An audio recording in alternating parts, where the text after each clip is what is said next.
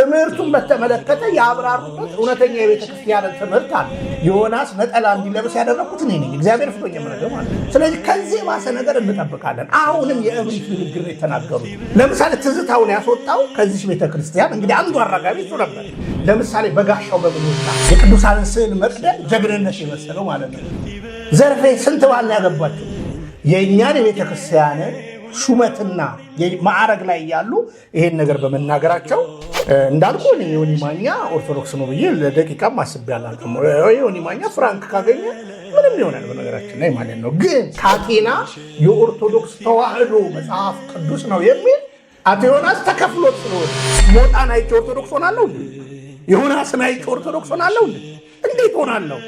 1% ወደ 16 የፕሮቴስታንት ፓስተሮች በስም መጥቀስ እስከምችል የሥላሴ ትምህርትን አንዳንዶቹን አፕሩቭ ያደረጉላቸው አቡነ ጳውሎስ ናቸው። በነገራችን ላይ የትኛው ፕሮቴስታንት ትምህርት የለው። በነገራችን ላይ መዝሙር ነው ለአያት አልፈልግም ዘመኗን ሙሉ ልታሰቃየኝ የሚል አንድ ያልተማረ ምንም ነገር የማያውቅ ይሄን ነገር ሲናገር በአይኖች አይቻል።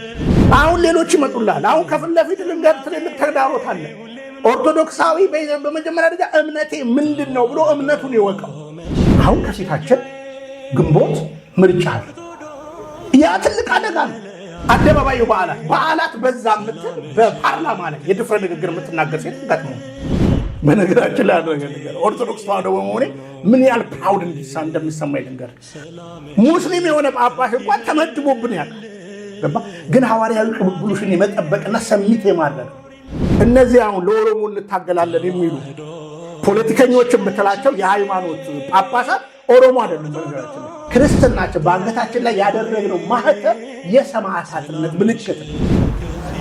ፕሮቴስታንቶችን ኑ ወደ እውነተኛው ብርሃን ወደ እውነተኛው መንገድ ኑ ስንል ምንም አይነት እርዳታ የለንም፣ ምንም አይነት ፕሮጀክት የለንም። ብራዘር ተዋህዶ መሸሸጊያዬ ኦርቶዶክስ መጠለያዬ ሰላምሽ ከፍ ይበልልኝ እናቴ ሁሌም ኖሪልኝ ሰላምሽ ከፍ ይበልልኝ እናቴ ሁሌም ኖሪልኝ። ሰላም ጤና ይስጥልን። እንደምን ሰንበታችኋል ውድ አድማጭ ተመልካቾቻችን? ይህ የቢንያም ሽታዬ ፍቅረ ኢየሱስ ኦፊሻል የዩቲዩብ ቻናል ነው። ባክ ቱ ዘ ኦሪጂን። ቢንዬ በድጋሚ እንኳን አደረሰ፣ እንኳን ሰላም ቆየ። ክርስቶስ ተንሥአ እሙታን በዐቢይ ኃይል ወሥልጣን አሰሮ ለሰይጣን አግዓዞ ለአዳም ሰላም እምይእዜሰ ኮነ ፍስሐ ወሰላም አሜን። በመስቀሉ ደም ሰላምን ያደረገ ቀናትን በሳምንታት ሳምንታትን በወራት ወራትን በዓመታት እያቀናጀ እዚህ ያደረሰን በነገር ሁሉ የረዳን ያገዘን የጠበቀን የደጋጎቹ አምላክ የደጋጎቹ የአባቶቻችን አምላክ የኛም አምላክ እግዚአብሔር ስሙ የተመሰገነ ይሁን። እንግዲህ ከዚህ ቀደም በነበሩን መርሃ ግብራት ላይ ጭብጣችን አንድ ነው። ወቅታዊውን ጉዳይ ማየት መመልከት፣ ዘመኑን መዋጀትና ቤተክርስቲያን ያለባትን ተግዳሮት እግዚአብሔር በረዳን አቅምና እኛ ባወቅነው በተረዳነው ልክ ለምእመናን ማሳየት ህዝቡን ማንቃት ነው ዓላማችንና ከዚህ በተነሳ እንግዲህ ሰሞኑን የተነሳ አንድ አውሎ ንፋስ አለና እንግዲህ ሳምንት ነካ ለማድረግ ሞክረናል። ዛሬ ደግሞ በተሻለ እግዚአብሔር ቢረዳን በዛ ጉዳይ ላይ የምንቀጥል ይሆናል። እግዚአብሔር ከሁላችን ጋር ይሁን። እንግዲህ ብፁዕ አባታችን ብፁዕ አቡነ ገብርኤል ባነሱት የሚታይ ክህደት ወይም ኑፋቄ ብዙ ሊቃውንት፣ ብዙ አባቶች፣ ብዙ መምህራን፣ ብዙ ወንድሞች ብዙ ብለዋል። የነበረው ዶክመንትን ከማውጣት ጀምሮ አሁንም በግልጽ አዲስ መርሃ ግብሮችን እየሰሩ ትምህርታቸውን በግልጽ ሲቃወሙ ሲያወግዙ አይተናል። በታሪክም ደግሞ የነ አርዮስን ብናነሳ የነ ንስጥሮስን የነ ጳውሎስ ሳምሳጤን ብናነሳ በ3ኛው በ4ኛው ክፍለ ዘመን የነበሩ መናፍቃንን ታሪኮች ብናነሳ ማን ናቸው ስንል ሊቀ ጳጳስ ካህናት የነበሩ ናቸውና ክህነት ኑፋቄን ለማስተማር ወይም ደግሞ በክህነት ታኮ ኑፋቄን ላለማስበክ ምንም ዋስትና የለውም። ምክንያቱም አንድ አባት ወይም አንድ ካህን ክህነቱን አክብሮ መያዝ ካልቻለ ተላልፎ ሊሰጥ ስለሚችል ማለት ነው። እና እንግዲህ በታሪክ ብዙ ማንሳት ይቻላል። ነገር ግን አንድ አባት፣ አንድ ሊቀ ጳጳስ፣ አንድ ካህን ክህደት ሲናገር ሊደንቀን አይገባም ማለት ነው። ስለዚህ እንደው ክህደታቸውን ኑፋቄውን አይተናል፣ አውርተንበታል። ግን ይቅርታ ጠየቁ። እንግዲህ ይቅርታ የማይመስል ትንሽ ለበጣና ደስ የማይል እንደኔ ያን ነገር ታዘብያለሁና እንዴት አየው? ይቅርታውን አሳማኝ ነው ወይ ተገቢ ነው ወይ የሚለው ነገር እዚህ ላይ አስተያየት ብትሰጠን። እግዚአብሔር ይባርክ ወንድም ስጦታው። እንግዲህ እንደገና አምላክ ደግሞ ራርቶልን በአንድም በሌላ ስለ ቅድስት ቤተክርስቲያን ያለን መረዳትና ያለን ሐሳብ ለትውልዱ ይነቃ ዘንዳ ልንሰጥ እንደገና እግዚአብሔር እድል ስለሰጠን በጣም እግዚአብሔርን አመሰግናለሁ። እንግዲህ በጣም ሊሰመርበት የሚገባው እውነት ምንድነው ከተባለ አንድ ሰው ሊቀ ጳጳስ ሆነ ማለት ጨረሰ ማለት አይደለም። እንዳልኩ ባለፈው ማንም ኤጲስቆጶስነትን ቢመኝ መልካም ስራ ተመኘ። ይህ ማለት ለሰማዕታትነት ነው የተጻፈው ማለት ነው እንጂ እንዳልከው ለለበጣ ለቀልድ ስፔሻሊ ኑፋቄን ለማስተላለፍ አይደለም። ስለዚህ እኛ አባታችንን ይሄን ያክል የምንናገረው የምንሞግተው በቤተ ክርስቲያን ትምህርትና በቤተ ክርስቲያን እውነት ነው እየተናገርን ያለ ነው። ሌላ ነገር የለንም። ይሁንና ቅድም እንዳልከው መነኩሴ ስቶ አይተናል፣ ሊቀ ጳጳስ ስቶ አይተናል። እንዳልኩ የስህተት መነሻዎች የምዕመን ጉዳይ አይደለም። የጳጳሳት ጉዳይ፣ የመነኮሳት ጉዳይ ለእግዚአብሔር ተለይቻለሁ፣ እግዚአብሔርን አውቀዋለሁ የሚሉ ሰዎች ነው እና እንግዲህ ከውግዘት አንጻር ከተለያየ አንጻር ብዙ ነገሮች ብናስብም የኛ አባት ይቅርታ እንዴት ተመለከትከው ብትለይ በመጀመሪያ ደረጃ እኔ ይቅርታ ነው ብዬ አላስብም። ይቅርታ ነው እንደምታውቀው አንዳንዱ ሰው እቺ ቅድስት ቤተክርስቲያንን ከክርስቶስ ጋር ያላት አታችመንትን በቅጡ አያውቀውም። በነገራችን ላይ ከስላሴ ጋር ያላትን አታችመንት በቅጡ አያውቀውም። ውጭ ያለው ማለት ነው። ውጭ ያለው ወይንም ሳያውቃት የወጣው በምንፍቅናው ዓለም ያለው አያውቀው። ስለሆነም እኛ ወላዲተ አምላክን እማምላክን የምናይበት ትልቁ ነገር ለምሳሌ መሰረታችን ነች ብለን ስንናገር የህይወት መሰረት ብለን ስንናገር ክርስቶስን ከማስገኘት አንጻር ነው። እንደምታውቀው በሐዋርያትና በነቢያት መሰረት ተመስርታችኋል፣ ታንጻችኋል ሲል ሰው አያመውም። በነገራችን ላይ በሐዋርያት ተወልደን አይደለም። በነገራችን ላይ የማዕዘኑ ራስም ክርስቶስ ነው ይላል። ስለዚህ ስለመታነጽ ስናስብ ወይም ስለመገኘት፣ ስለዚህ የቃሉን ትርጉም በአግባቡ ስናይ መሰረት ነች ብንል ማምላክን የክርስቶስን ቦታ ትተካለች ማለት አይደለም፣ ክርስቶስን ከማስገኘት አንጻር። ስለሆነም ወዳጄ እኛ አባት የፌዝ ያክል ለዛውም ራሳቸውን ዲፌንድ ለማድረግ ራሳቸውን ለመከላከል ያደረጉት ሙግት ነው። እንዳልኩ በሶሻል ሚዲያ ብዙ ነገር ብላችሁኛል የሚልም እሳቤ ያለው ትምህርቱን በተመለከተ ያብራሩበት እውነተኛ የቤተ ክርስቲያን ትምህርት አለ። ለምሳሌ በቤተ ክርስቲያን እንዲህ ነው የምትባሉ፣ ለዛውም እኮ ሲያጠነክሩት እሳቸው ለክርስቶስ ራሱ ቤዛ ሆናለች ማምላክ ብሎ ተናግረዋል። እንዴት ቤዛ አሉ እኛ አባት ለክርስቶስ ራሱ እንዴት አሉ ብሎ የተነሳ መናፍቅ የለም። በነገራችን ላይ እሳቸውም እችን ቃል ተናግረዋል ማለት ነው። ስለሆነም የተናገሩትን አጠቃላይ ነገር ስታየው አንድም ጎን መልስ የሚመስል አንድም ጎን እብሪት የሚመስል ፍራንክሊ የምነግርህ ነው። ለምን ብትል ቀድሞውኑ በዛ መድረክ ላይ የተነገረው ነገር ይሄ ብቻ አይደለም። ምንፍቅና የምንለው አያሌ እጸጾችን አውጥተናል በዛ ቦታ ላይ።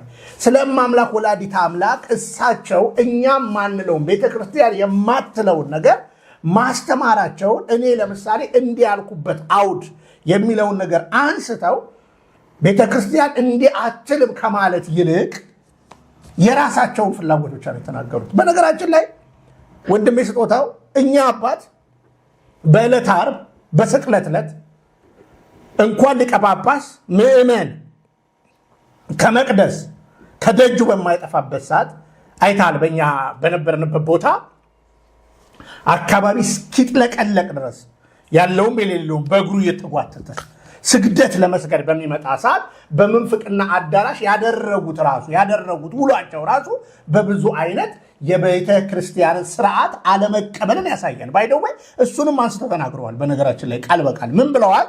በቪዲዮአቸው ላይ በመጀመሪያው ቪዲዮ ላይ የሞት እሱ የረሳውን ታሪክ የሰቀሉትንና ይሁዳን እያነሳችሁ አታውሩ ብለውናል።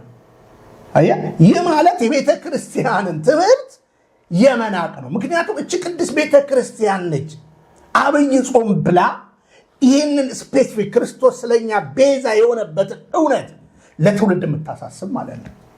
ስለዚህ እሳቸው አይደግፉም፣ የቤተ ክርስቲያንን ቀኖና አይደግፉም። ይሄ እንግዲህ የድሮ ማንነታቸው እንደተጠበቀ ይሁንና ያው በነገር የድሮ ማንነታቸውንም ገና አልነካ ነው የምንጠብቀው ስቴፕ አለ። እንዳልኩች ቅድስት ቤተክርስቲያን እየተፈተነቻለች፣ በፈተና አለች፣ ወደፊትም ፈተና ያጋጥማታል።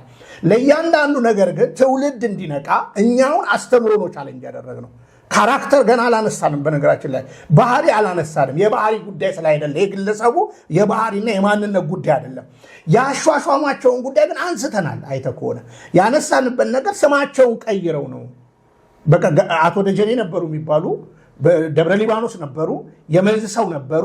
አሁን አንዳንድ ሰው ኦሮሞ ጠልነት ኦሮሞን ጠል አይደለንም። እኔ ሰላሌ ሰው ነኝ፣ እናቴ ሰላሌ ነች እና በፍጹም ለዛውም ከኚህ ሰው በተሻለ እኔ የኦሮሞን ሕዝብ ሀሳብ ላነሳ እችላለሁ። ለምን እሳቸው መንዝ አካባቢ የነበሩ ሰው ናቸው።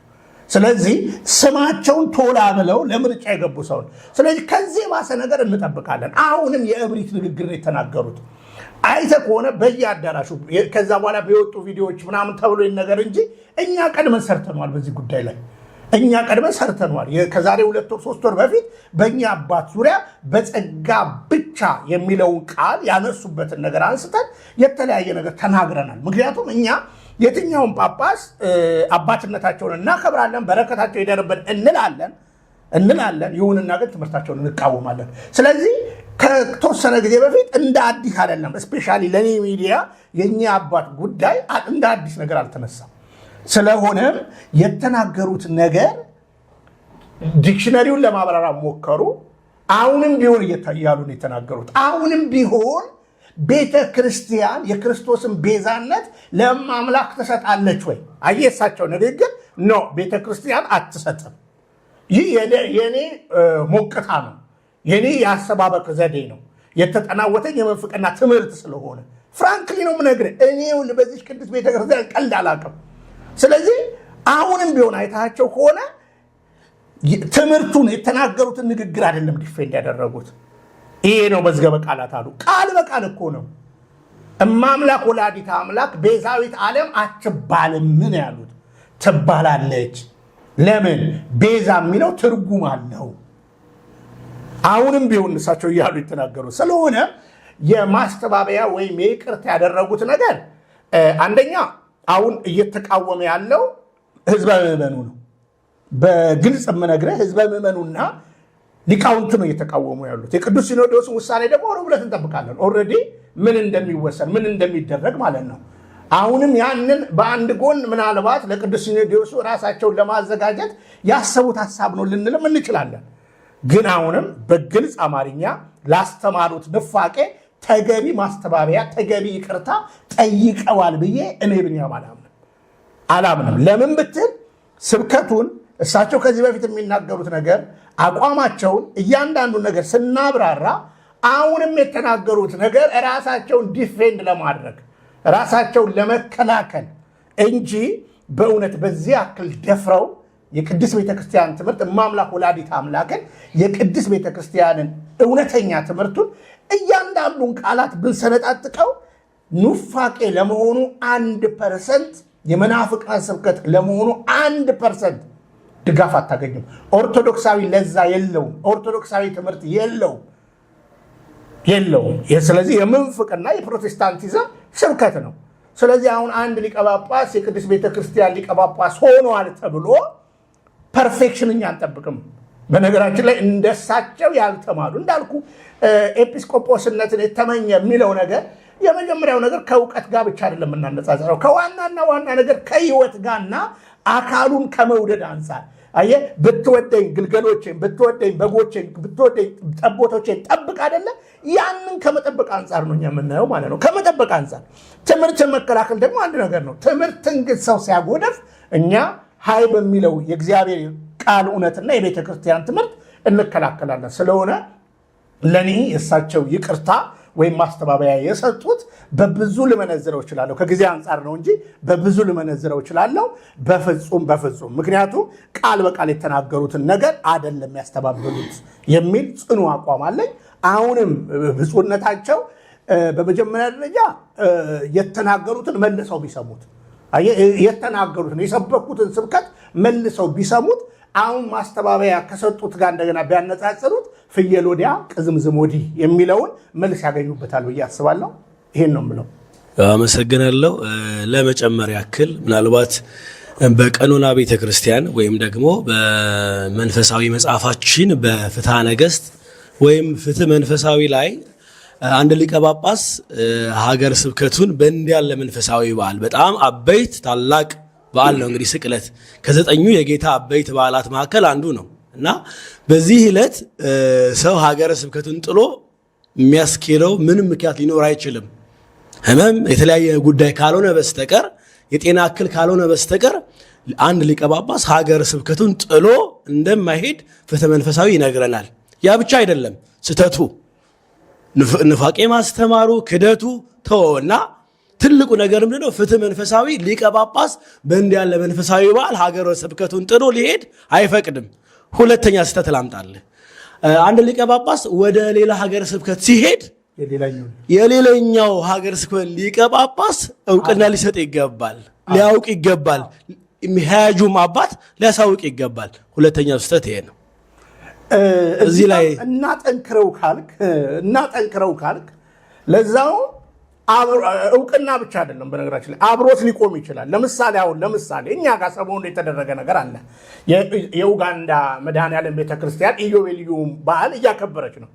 እንግዲህ በዚህ በዓል ላይ ትልቁን አስተዋጽኦ ብፁዕ አቡነ ኤልያስ ናቸው። ለምስረታው ብዙ ነገር ያደረጉ አባት ማለት ነው።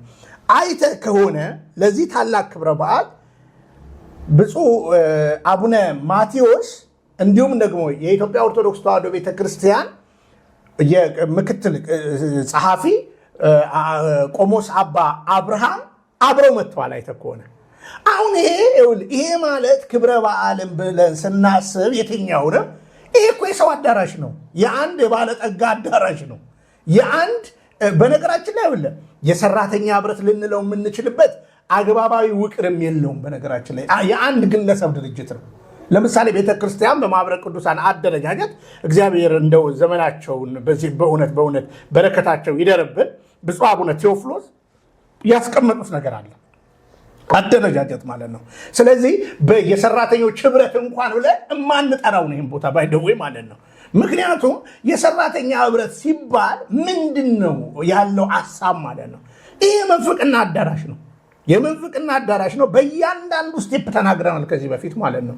እንዳልኩ ንዋየ ቅድሳትን ሲያራክሱ፣ የቤተክርስቲያን ዜማን ሲቀይሩ፣ የቤተክርስቲያንን ዶክትሪን ከሁሉ በላይ እንደፈለጉ ሲነዱ፣ እንዳልኩ የምንፍቅና ልምምድ ብለን በዛ ጉባኤ በሚባለው አዳራሽ ውስጥ ልሳን ሲጸለይ የተሰወሩ ቪዲዮዎችን ምግባሮችን አወጣን። አልፎ ተርፎ አይተህ ከሆነ ብዙ ጊዜ አንድ ጳጳስ ብቻ ሄደም። እንግዲህ ያ ቦታ እኛ አባት የሸዋ አገረ ስብከት ናቸው። ይሄ ቦታ ግን በአቡነ ሳዊሮስ ስር ያለ የኦሮሚያ ዙሪያ የሸገር እንትን ነው። ስለዚህ አንደኛ አብሮ መሄድ ምናምን ብለን ሳናስብ ቦታው ራሱ ተገቢ ነው ወይ? አንድ ሊቀ ጳጳስ ራሱን መቆጠብ አለበት። ስለሆነም ግን አሁን አንዳንድ ሰዎች እሳቸው በአደባባይ እኮ የሰበኩ ጀግና ናቸው ምናምን በአደባባይ መስበክ ምን ማለት ነው? በነገራችን ላይ ባይደወይ የአደባባይ ስብከት የአደባባይ ጩኸት ማለት አይደለም። እና ሐዋርያው ቅዱስ ጳውሎስ እና ሐዋርያው ቅዱስ ጴጥሮስ የአደባባይ ስብከታቸውን ሄደው መጎብኘት ይችላሉ። የአደባባይ ስብከት ማለት ሰማዕትነት ማለት ነው። ስለዚህ አንደኛ የአንድ ጳጳስ ሊቀ ጳጳስ ድርሻና ተግባሩን ማወቅ ትልቅ ነገር ነው። ስለሆነ የቤተ ክርስቲያን የቀኖና ጥሰት በሚገባ አለ። የቀኖና ጥሰቱን እንግዲህ ቀኖና ይታረማል፣ በይቅርታም ይታለፋል። የዶግማ ጥሰትን ግን እንዴት እናየዋለን የሚለው ነገር ነውና ብዙ ብናነሳ ብዙ ነገር ልንል እንችላለን። ይሁንና ግን የአባታችን አካሄድ ዛሬ ብቻ አይደለም፣ ከዚህ በፊትም ነበረ፣ ዛሬም አለ። የወደፊቱ በጣም ከሚያሰጋኝ ብዙ ነገሮች አሉና እግዚአብሔር ባርክ። ትልቅ ነገር ነው ያነሳው። እሺ ቢኒ፣ ስለጨመርከው ሐሳብ በድጋሚ ላመሰግን እፈልጋለሁ። እንግዲህ ማስተዋል ከእግዚአብሔር ዘንድ ነውና እግዚአብሔር ለሁላችንም ማስተዋልን ይስጠን፣ በእውነተኛው መሰረት ላይና በቀናው በነቃው እምነት ላይ መጽናት እንድንችል ማለት ነው። እንግዲህ ስለነዚህ አባት እንግዲህ እንዳልከው አንተም ከዚህ በፊት ፕሮግራም ሰርተሃል፣ ጥሩ መርሃ ግብር አስተላልፈሃል። በተለያየ ጉባኤ ላይ በተለያየ እንደውም አሁን ሲዘዋወር ካየኋቸው ቪዲዮዎች መካከል አንዱ ምንድነው እነ ቀሲስ ምንዳይ እነ ጳውሎስ ልሳነ ክርስቶስ ጳውሎስ እንዲህ ያሉ የኤርሲያን አገልጋዮች በተገኙበት በገጣሚ ዲያቆን መኩሪያ ጉግሳ የመጽሐፍ መረቃ ላይም ከባድ በጣም ድፍረት የተሞላው ንግግር ሲናገሩ አንድ ሰው እንኳን ወጥቶ ዲፌንድ ያደርጋቸው ሰው አላየንም። እና እንግዲህ ይሄ ሙቀት ነው፣ ይሄ እንግዲህ ዝምታ ነው። እንግዲህ በዚህ ደረጃ አድጎ በሕማማት ሳምንት ወይም ደግሞ በስቅለት ዕለት በሌላ ኑፋቄ በሌላ ድፍረት እንዲገለጡ ያደረጋቸውና ምናልባት እንግዲህ ይሄን ሐሳብ እዚህ ጋር ሰብሰብ ስናደርገው እኛ የምናዋረድበት የምንንቅበት የምንተችበት አቅም የለንም፣ የምንጠይቅበት ግን አቅም አለን። ምክንያቱም እሳቸውም ልጅ ናቸው፣ እኛም ልጅ ነን። ስለዚህ ከምንም በላይ ደግሞ ቤተክርስቲያን የሥርዓት ቤት እንደመሆኗ መጠን ቅዱስ ሲኖዶስ የሁሉ የበላይ አካል ነው። ስለዚህ እግዚአብሔር መንፈስ ቅዱስን አጋዥ አድርጎ የሚሰጠንን መልስ የፊታችን ሮብ እንጠብቃለን። እግዚአብሔር ለአባቶቻችን አቅምና ጉልበት እንዲሁን ደግሞ የኛ አቅም ምንድነው? መጸለይ ነው እና እግዚአብሔር ይርዳቸው ማለት እፈልጋለሁ። እንግዲህ ወደ ሁለተኛ ጥያቄ ቢንዬ ሳልፍ እንግዲህ አቡኑን የኑፋቄ ትምህርት አብዛኛው ሰው ተመልክቶታል። በዛው ልክ ደግሞ በጣም ሲያራግቡት ደግሞ የተመለከትናቸው አካላት አሉ። ከቤት አይደለም ደጋፊ ሆነው የተገኙት አብዛኞች አገልጋዮች ፕሮቴስታንት አገልጋዮች ናቸውና ምንድነው አንድምታውን በምን ታየዋለህ? በምን እንተርጉመው? ከምንስ አንጻር እንውሰደው? እስቲ እዚህ ላይ አስተያየትን ብትሰጠን። እግዚአብሔር ባርክ ወንድሜ። የሚገርም ነገር አሁንም ያነሳው ሐሳብ ስላለ እሱ ላይ ለምን ደገፉ የሚለውን ነገር የእሳቸውን ነገር አምነውበት ነው ወይ አምነውበት ወይስ ከኦርቶዶክስ ጠላት ጋር አብሮ የመሰለፍ አብሮ የመሰደር ጉዳይ ነው ወይ? በነገራችን ላይ ይሄ ጠላትነት ነው። በነገራችን ላይ አንዱ ክህደት ነው። በነገራችን ላይ አንድ ትልቅ እናት ቤተክርስቲያን እማትለውን ነገር በሊቀ ጳጳስ ደረጃ እማትለውን ትላለች ብሎ ህዝብን ማሳት አንድ ትልቅ ክህደት ነው። አሁን አንዳንዱ እንደምታየው በቅድስት ቤተክርስቲያን በዚህ ጉዳይ ላይ ማንም እኚህን አባት የደገፈ ሰው የለም። ዝምታን የመረጠ ሊኖር ይችላል። ማንም የደገፋቸው የለም። አንደኛ ደገፋቸው የምንላቸው የመጀመሪያዎቹ የምንፍቅናው አዳራሽ ላይ በሶሻል ሚዲያ ያሉ ናቸው። እነሱም ገብቷቸው አይደለም የደገፏቸው። ለምን ቢባል ኦርቶዶክስን የሚቃወም ነገር ስለተናገሩ የማትለውን ትላለች ስላሉ ነው። ሁለተኛ ይህን ያራገቡት ፍራሽ አዳሾች ናቸው። በተለምዶ ታድሶ ነን የሚሉ ያልታደሱ አዳሾች ፍራሽ አዳሾች ናቸው። ይህን ደግሞ ተቀብለው እያራገቡ ያሉት እንዳልኩ በመንፍቅር ነው። አሁን ደግሞ የተገዙ የቲክቶክ ቁማርተኞች ቤተክርስቲያን የማያውቁ አንዳንድ በሶሻል ሚዲያ በቲክቶክ ላይ ያሉ ኦርቶዶክስ ነኝ ብሎ ማህተብ አስሮ ግን የማያውቃት እውነት ቢገባው እሱ እውነት ቢያውቅ አስቀድሶ የሚያውቅ ቢሆን ኖሮ ከኛ በላይ በዚህ በሚናገር አደበር የለው አንደበቱ እኚህን አባት መናገር ይችላል ብለን እናስባለን። ስለሆነም ለምንድን ነው ምንፍቅናው ይሄን ያህል እንደው ያጫፈረው ብለን ብናስብ በመጀመሪያ ደረጃ ምንፍቅናው የዓላማው ጽናት ኦርቶዶክስ ማፍረስ ስለሆነ ነው። በግልጽ አማርኛ የምነግርህ ለምሳሌ የጋራ የምናደርገው እሺ የአለቃ ክፍሌን መዝገበ ቃላት አይቀበሉን ነው። እዚህ ጋር ግን የኢትዮጵያ መጽሐፍ ቅዱስ ማህበር አለ። ሁለተኛ የት ያቋታል ቤተክርስቲያኒቱን? የት ያቋታል ትላለች ወይ? አሁን አንድ ጳጳስ ነገ ብድግ ብሎ ቤተክርስቲያኒቱ ሌላ ነገር ትላለች በስላሴ አታምንም ቢል ስላሴን የሚለውን ትምህርት ማን ያስተማረው? ይሄን ሰው እንዴት ትላለች አትልም እንዴ ብሎ ከመመርመርና ከመጠየቅ ይልቅ ጭፍን ድጋፍና ጭፍን ተቃውሞ። ይሄ ደግሞ አጀንዳ ነው። በነገራችን ላይ ባይደወይ በእርግጠኝነት የምነግርህ እኔ ቦልድሊ የምነግርህ ያለምንም ስጋት የምነግርህ ለዩ ጩፋ ለዮናታ አክሊሉ ትላንትና የተሰጠው አጀንዳ አሁን ለብፁዕ አቡነ ገብርኤልና ለመሰል ግብረ አበሮቻቸው ተሰጥቷቸዋል። ይሄን ቢኒያም ነገ ሊያልፍ ይችላል።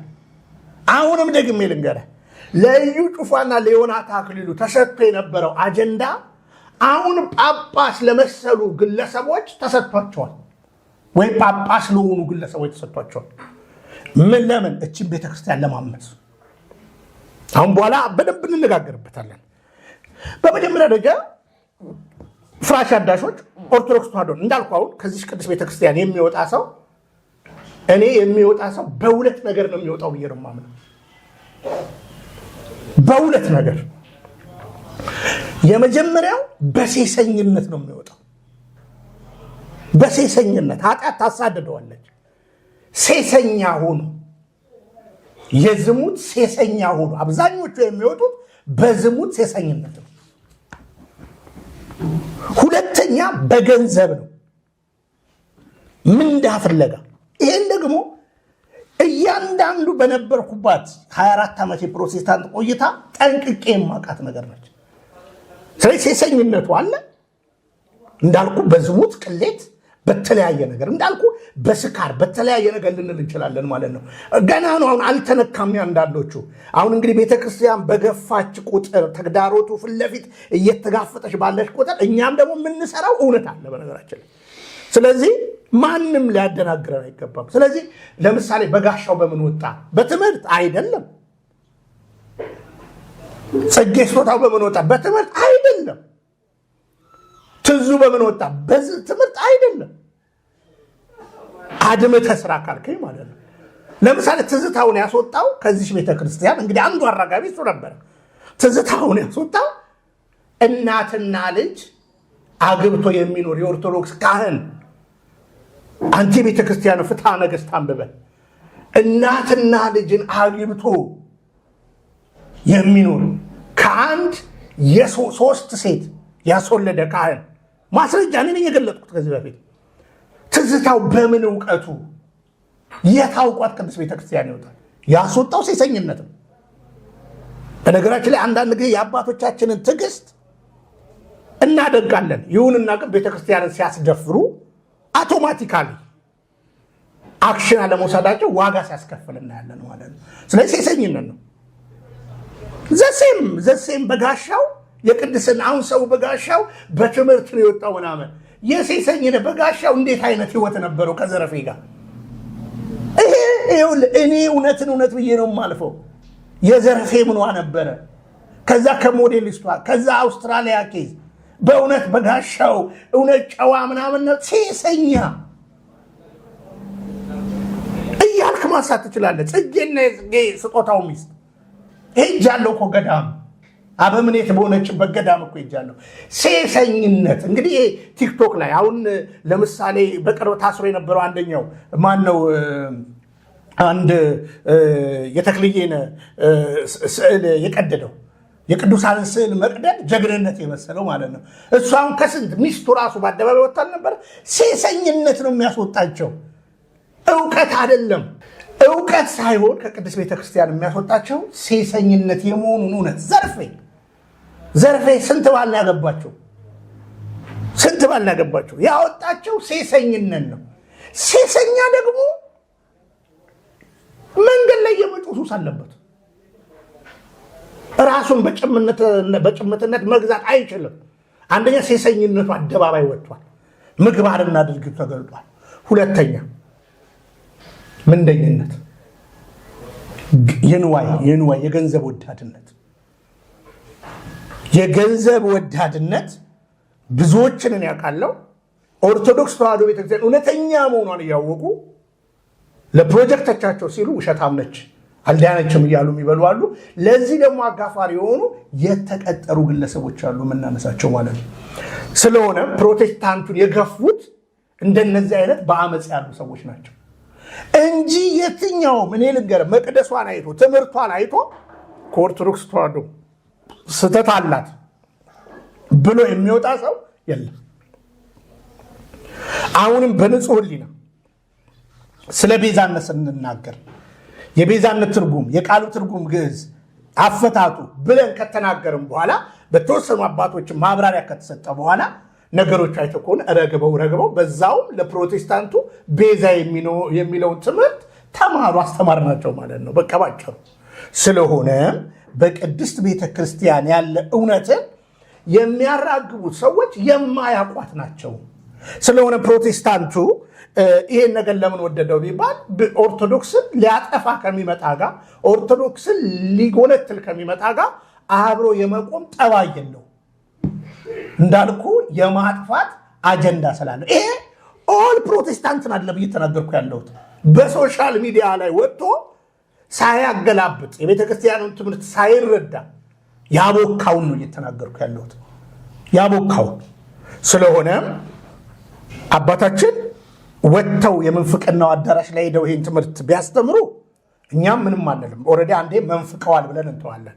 የእኛን የቤተክርስቲያንን ሹመትና ማዕረግ ላይ ያሉ ይሄን ነገር በመናገራቸው በፍጹም አይተ ከሆነ ሰሞኑን ደግሞ የተቀጠሩ አስተባባዮች አሉ የሚያስተባብሉ ማለት ነው። ምን ሆነም የማያውቁት ግን ኦርቶዶክስ ነኝ ይላሉ። አንድ ቀን የቲክቶክ ተከታይ ብቻ ስለበዛላቸው ማለት ነው። ስለዚህ ትውልድ ረጋ ብሎ ማስተዋል። በነገራችን ላይ ቀርበን ብንመረምራት ቀርበን ብናያት ቅድስት ቤተክርስቲያን እውነተኛ የክርስቶስ ቤተክርስቲያን መሆኗን ያለ ጥርጥርን እየመሰከርን ያለ ነው። የቀረባት ሊያወራት ይችላል በነገራችን ላይ። ከዛ በተረፈ ግን ትምህርቷን እናውቃለን ብለው ውይይትም ሲደረግ ታይቷል በሚለው እናነሳ። እንግዲህ ግን የዚህ አሁን ካነሳው ሐሳብ አንፃር የሆነ ነገር ከማከል አንፃር አንድ ነገር ልበል። እንግዲህ ቅዱስ ጳውሎስ በቆሮንቶስ ላሉ አማኞች ወይም ክርስቲያኖች በጻፈው ክታቡ ላይ በዚህ በምዕራፍ 6 ቁጥር 14 ጀምሮ ያለውን ቃል ስንመለከት እንግዲህ ከማያምኑ ጋር በማይመች አካሄድ አትጠመዱ፣ ጽድቅ ከአመፃ ጋር ምን ተካፋይነት አለው? ብርሃን ከጨለማ ጋር ምን ህብረት አለው? ክርስቶስ ከቤልሆር ጋር ምን መስማማት አለው? የሚያምንስ ከማያምን ጋር እግዚአብሔር በመቅደስስ ከታቦት ጋር ከጣዖት ጋር ምን ህብረት አለው የሚል ሐሳብ አለና እንግዲህ በዚህ ሰዓት ግን አንዳንድ የሚያምን ከማያምን ጋር ህብረት ሲፈጥር እያየን የተመለከትን፣ አንዳንዶች ደግሞ በማያውቁት ባልተማሩት ወይም ደግሞ ስለ ቅድስት ቤተክርስቲያን ምንም አይነት የትምህርት መረጃ ሳይኖራቸው እንደሚያውቁ ሆነው ለውይይት ሁላ ሲቀመጡ እየተመለከትን እየታዘብን ነውና እንግዲህ እኛ እንዲህ በእኛ አቅም እንዲህ ከታዘብን የሰማያዊ አባት ደግሞ ምን ያህል ሊያዝንንና ሊታዘባቸው እንደሚችል ሳስብ እገረማለሁና ነው እቺን አስጠቅለል ከማድረግ አንፃር እስቲ የሆነ ነገር በለን። እንግዲህ የሚያምን ከማያምን ጋር ምን ህብረት አለው? ቤልሆርም በግልጽ ለንጽጽር የተቀመጠበት ጣዖት ከቤተ ክርስቲያን ሐሳብ ጋር ምንም የሚያገናኘው ነገር እንደሌለ ሐዋርያ ቅዱስ ጳውሎስ ተናግሯል። በነገራችን ላይ እሱ ውይይት እኔም ተከታትየዋለሁ፣ እንዳጋጣሚ ተከታትየዋለሁ። በዚህ አጋጣሚ አንድ ሶሻል ሚዲያ ላይ ወደፊት እየመጣ ያለ ከሌላ ነገር ኤርሚ የሚባል ልጅ የኦርቶዶክስ ተዋሕዶ ያ ቀለም ወርቅ አተንፍሶ የሚባለው ሳይሆን ኤርሚ የሚባለው በዮኒ ማኛ ቤት ያደረገውን ነገር አይቼዋለሁ። እንዳልኩ እኔ ዮኒ ማኛ ኦርቶዶክስ ነው ብዬ ለደቂቃም አስቤ አላውቅም። ዮኒ ማኛ ፍራንክ ካገኘ ምንም ይሆናል በነገራችን ላይ ማለት ነው። ግን እሺ በዛ ቦታ ላይ የነበረው ነገር አሁን የዮኒ ማኛ የሚባለው ሰውዬ አቶ ዮናስ ኮንክሉዥኑ ምንድን ነበረ? ውሳኔው ማለት ነው ከአባታችን ጎን ቆማለሁ አለ። መናፍቅ ነው ማለት ነው። ቀድሞ መናፍቅ ነው፣ አሁንም መናፍቅ ነው ማለት ነው። ከዛ በተረፈ ግን የፕሮቴስታንት ተናጋሪዎች የነበሩትን ሰዎች ዝም ብለህ ብትመለከታቸው፣ ለምሳሌ ኤፍሬም ባለጊዜው የሚባል አለ። እነዚህ ሁሉ በነገራችን ላይ የማውቃቸው ምንም ቃለ እግዚአብሔር የማያውቁ ሰዎች እንደሆኑ አውቃለሁ በነገራችን ላይ ማለት ነው። እንደው ይሄ ድፍረት አለ አይደለ? ድፍረት እና እንደው ሁለት ነገሮች ላሳይህ። አንደኛ በዛ ቦታ ላይ የእኛ ልጆች እንዳይናገሩ የመከላከል ነገር፣ ይህን መድረክ ከፍቶ ለመነጋገር በመጀመሪያ ደረጃ የቤተክርስቲያን ትምህርት ምንድን ነው? ሚዛናዊ የሆነ እውቀት ሊኖረው ይገባል። አሁን ዮናስ የሚባለው ሰውዬ ቤተክርስቲያን እንዴት ያውቃታል? እኔ እኮ ነኝ ለዛውም እውነት ልንገርህ ወንድሜ፣ ዮናስ ነጠላ እንዲለብስ ያደረግኩት እኔ ነኝ። እግዚአብሔር ፍቶኝ የምነግርህ ማለት ነው። ይሄ ውሸት አይደለም። ቤቱ መድረክ ከፍቶ አባቶችን እየጋበዘ እንዲያስተምር ያደረግኩት እኔ ነኝ። በነገራችን ላይ እኔ ነኝ። ዮናስ የት ያውቃታል ቤተክርስቲያን? የት አስቀድሶ ያውቃል? የት ያውቃታል ኦርቶዶክስን? በስሙ ኦርቶዶክስ ክብሩ ይስፋ ለእናትና ልጁ ስላለ ኦርቶዶክስ የሆነ ይመስላችኋል ሰው ማለት ነው። ቀጥሎ አልሐምዱሊላህ ምናምን ሲል ደግሞ ታየዋል እንደፈለገ ነው። አሁን እዛ ቦታ ላይ ግን ትውልዱ እንዳይስት አንድ ሜሎስ የሚባል ልጅ ማለት የጮራ መጽሔት የጠገበ ልጅ ማለት ነው። ምንም ኦርቶዶክስ የማያውቅ የጮራ መጽሔት ምን ብሎ ይናገራል? ካቴና በሚለው መጽሐፍ ቅዱሷ ኦርቶዶክስ ተዋሕዶ ቤተክርስቲያን ካቴና በሚለው መጽሐፍ ቅዱሷ፣ በነገራችን ላይ ካቴና የኦርቶዶክስ ተዋሕዶ መጽሐፍ ቅዱስ ነው የሚል ምንም ማስረጃ አያቀርብም። ካቴና የሚለው ኮሜንተሪ ጭምር ያለው መጽሐፍ ቅዱስን የያዘ አባቶች ያሉትን የሚያወሳ ማብራሪያ ነው እና ጸጋ የሞላብሽ አይላትም ብሎ ሲናገር ይላል የዮኒ ማኛ የሚባለው ማለት ነው። አይልም ምናምን። ከዛ አነበበው፣ ቃሉ አነበበው እና ሃይሊ ፌቨርድ ብሎ ነው የሚናገረው ቦታው ማለት ነው። ይሄንን ሃይሊ ፌቨርድ የሚለውን እንግዲህ እድሜ ለነሱ እኛም እንግሊዝኛ ለማጥናት ቻለን። ምን ማለት ነው ብለን ስናል ፉል ኦፍ ግሬስ ጸጋን የመላብሽ የሚለው ነው። ይህንን የኦርቶዶክስ መጽሐፍ ቅዱስ እንኳን አይልም። ባይደዌ ጸጋን የመላብሽ የሚለው እያንዳንዱ እውነት አውቀተኛ ቢቀሰቅሱት አይሰማም እንጂ እያንዳንዱ ትውልድ ነቃ ብሎ እንኳን ቢያየው የቱ ጋር ሊያገኘው ይችላል መሰለ? ለምሳሌ የማምላክ ጸሎት ጸጋን የሞላብሽ እመቤታችን ቅድስት ማርያም ሆይ በመልአኩ በቅዱስ ገብርኤል ሰላምታ ሰላም እንልሻለን፣ በሐሳብሽ ድንግል ነሽ፣ በስጋሽም ድንግል ነሽ፣ የአሸናፊ እግዚአብሔር እናት ሆይ ሰላምታ ለአንቺ ይገባሻል፣ ከሴቶች ሁሉ ተለይተሽ አንቺ የተባረክሽ ነሽ፣ የማኅፀንሽ ፍሬ የተባረከ ነው። ቀጥሎስ ምን ይላል? ጸጋን የመላብሽ። አየህ፣ ይሄ በቀደሙ አባቶች ዛሬ የተጀመረ ጸሎት አይደለም። ስለዚህ በወር ካቴና በሚባለው ካቴና የሚባለውንማ ቢያጠና በመጀመሪያ የራሱን አሁን ለምሳሌ ሉተር ምን ይላል ብሎ አላመጣም። የምንፍቅና መጽሐፍ ቅዱስ አላመጣም። ለምሳሌ ይሄን ቦታ የምንፍቅናው መጽሐፍ ለምሳሌ አዲሱ መደበኛ ትርጉም ቃል በቃል ምንድን ነው የሚለው? ጸጋን የሞላብሽ አይልም፣ ሰላም ላንቺውን ነው የሚለው። ሰላም ላንተ የሆነና ጸጋ የሞላብሽ በጣም ትልቅ ልዩነት አለው። አየህ፣ ስለዚህ ኦርቶዶክስን የማጣጣል የማትለውን የማለት አየህ፣ አንዳንድ ጊዜ እንቅ አርገስ የኔም ቤት እኮ የማይደፍሩት ለዚህ እኮ ነው። እኔ አሁን እንደ ዮናስ ቤት ዮናስ አሳሰብ ቢኖረው እሲ ይታይቃል። አሜሪካ ነኝ እንግሊዝኛ እናገራለሁ ይላል አይደለ? ምን ማለት ነው ይሄ ቃል? ስለዚህ ይተረጎማል ማለት ነው። በአጭሩ እሱ እንኳን ባነሳው ካቴና በሚለው ፉል ኦፍ ግሬስ ነው የሚለውን ነው ያመጣው ትርጉሙ ማለት ነው፣ ቃል በቃል የሚለው ስለሆነ ይህ የማምላክን ጥላቻ እንዳልኩ የቅድስት ቤተክርስቲያንን እውነት የማትነጣጥለው ሀሳብ የክርስቶስ ቤዛነትንና የማምላክ የማስገኘት ቃል ስጋ ሆነ የሚለው ወሳኝ ነገር ነው። በነገራችን ላይ ክርስቶስ መጣ፣ እማምላክ ከማምላክ ስጋ ነሳ። ይሄ ታመነ ቃል ነው። ይህንን ላለመቀበል እማምላክ በነገራችን ላይ አንድ ነገር ልንገርህ። ኢሳይያስ ምዕራፍ 7 ቁጥር 14 ላይ ድንግል ትጸንሳለች ወንድ ልጅም ትወልዳለች የሚለውን ቃል የፕሮቴስታንቱ አዲሱ መደበኛ ትርጉም ማብራሪያ ወደ 180 ኢረሮች አሉት። አንዱ ምን ይለዋል? ይህም ቦታ ድንግል ትጸንሳለች ወንድ ልጅም ትወልዳለች። የትንቢተ ኢሳይያስ ምዕራፍ 7 ቁጥር 14 ይኸው ህዝብ ይመልከት። አየህ ሜሮስ ማየት ያለበት ድንግል ጸንሳለች ወንድ ልጅም ትወልዳለች የሚለው ቃል የታመነ ነው፣ የማምላክ ነው አይደለ? ይሄ ምን ብሎ እንደሚተረጉሙ የፕሮቴስታንቱ ዲክሽነሪ ታየዋለህ። ምን እንደሚል ታውቃለህ? የነቢዩ ኢሳይያስ ሁለተኛ ሚስቱ ከሞተች በኋላ ያገባት ሁለተኛ ሚስቱ ነች ብሎ በድፍረት ይተረጉሟል። ብዙ ነገር ልታነሳ ትችላለህ። ስለዚህ ወደ ራሳችሁ መጽሐፍ ተመለሱ። ካቴና ኮሜንተሪ ነው። ካቴና የካቶሊክ ሊሆን ይችላል። ካቴና የኦርቶዶክስ ብቻ አይደለም። ካቴና ማለት በዘመኑ የነበሩ አባቶቻችን የተለያየ ትርጉም የሰጡበት ማብራሪያ ነው። ስለዚህ በግሪኩ ምን ይላል?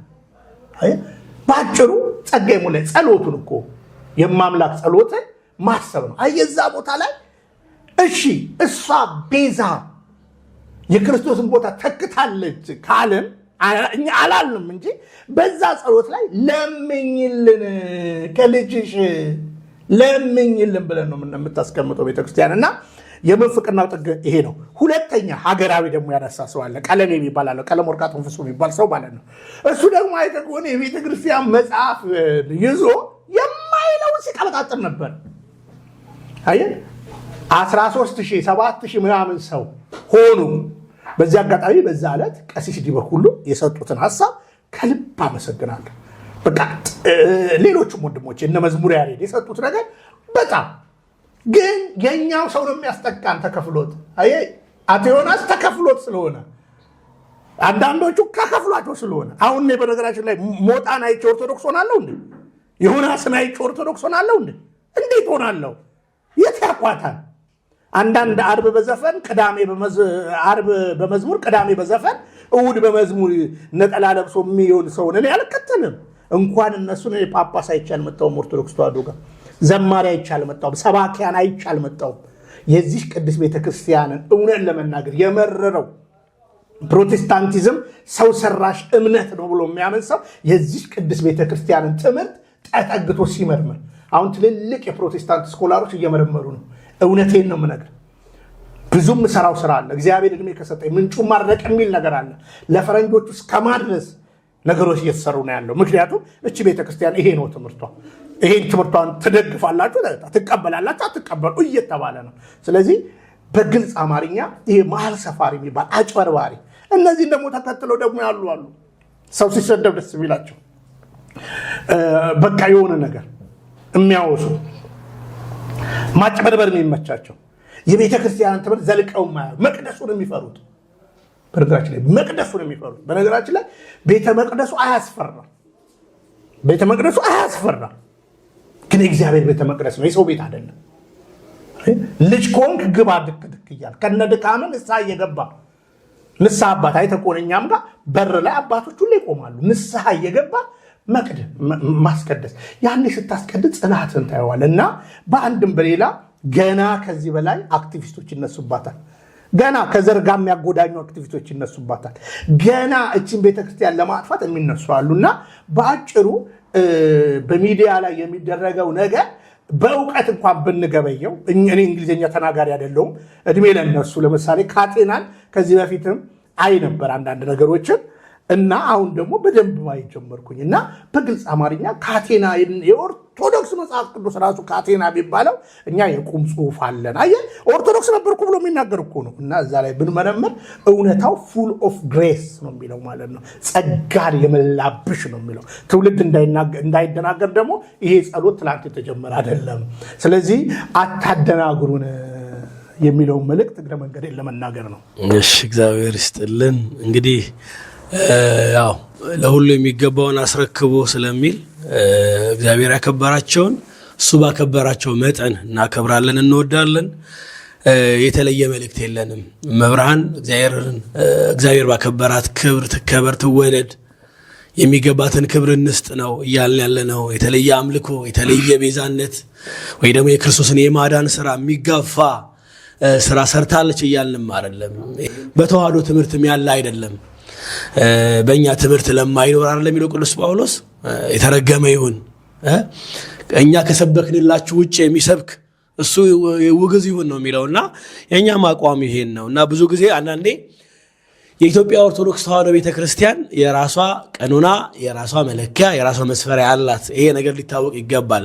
አሁን ካቴና እንደ ኢትዮጵያ ኦርቶዶክስ እንትን ሆኖ ሊቀርብ አይገባም ብዬ አምናለሁ። እኔ በግሌ አይ ነው ብዙ የሚያስተምሩ ነገሮች አሉት አይቻለሁ። የሚገርም አፕሊኬሽን ነው። በተለይ ስልክ ላይ ስማርትፎን የሚጠቀም ሰው አይፎን የሚጠቀም ሰው ያውቀዋል በጣም እኔም አለኝ።